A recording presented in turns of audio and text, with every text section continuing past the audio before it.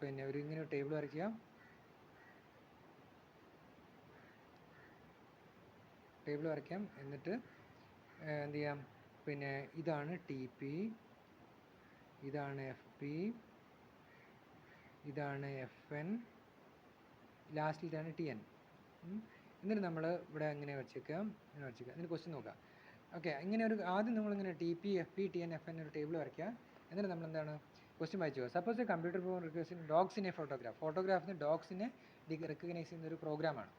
അത് എങ്ങനെയാണ് ടെസ്റ്റ് ചെയ്തപ്പോൾ എന്താ സംഭവിക്കുന്നത്? 8 dogs in A picture containing 12 dogs.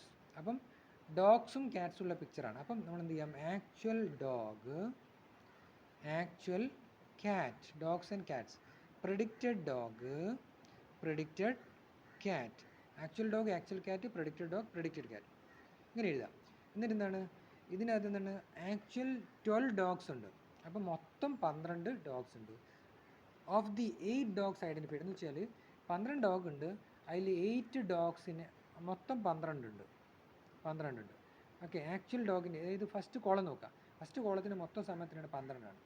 പക്ഷേ 8 dogs വെർ ഐഡൻറ്റിഫൈഡ്, 8 ഡോഗ്സിനെയാണ് ഡോഗായിട്ട് ഐഡൻറ്റിഫൈ ചെയ്യുന്നത്. അതിൽ അതായത് actual 8 dogs actually of the 8 dogs identified 5 actually dogs ആണ്. 8 dogs ഐഡൻറ്റിഫൈഡ് എന്ന് വെച്ചാൽ എന്താണ്?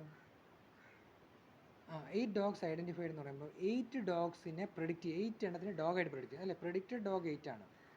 അതിൽ ഉദ്ദേശിക്കുന്നത് പ്രെഡിക്റ്റഡ് ഡോഗിന് മൊത്തം 8 ആണ്. അതുകൊണ്ട് ഞാൻ ഇവിടെ എഴുതിയിരിക്കുന്നത് പ്രെഡിക്റ്റഡ് ഡോഗ് 8 ആണ് മൊത്തം.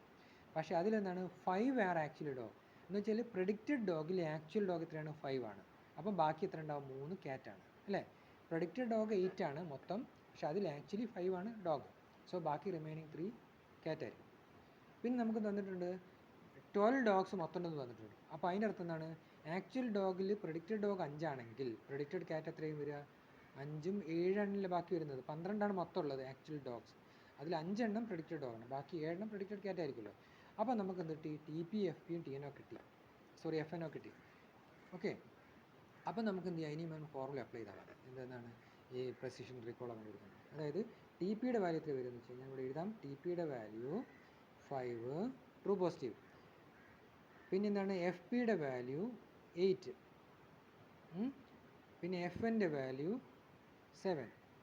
അപ്പോൾ ഈ 3 വാല്യൂ ടി പിയുടെ വാല്യൂ 8, എഫ് പിയുടെ വാല്യൂ ടി പിയുടെ വാല്യൂ 5, എഫ് പിയുടെ വാല്യൂ 8, എഫ് എൻ്റെ വാല്യൂ 7. അപ്പോൾ നമുക്ക് എന്ത് ചെയ്യാൻ പറ്റും? ഈ 3 വാല്യൂ വെച്ചിട്ട് നമുക്ക് പ്രെസിഷൻ റീകോളൊക്കെ കണ്ടുപിടിക്കാൻ പറ്റും.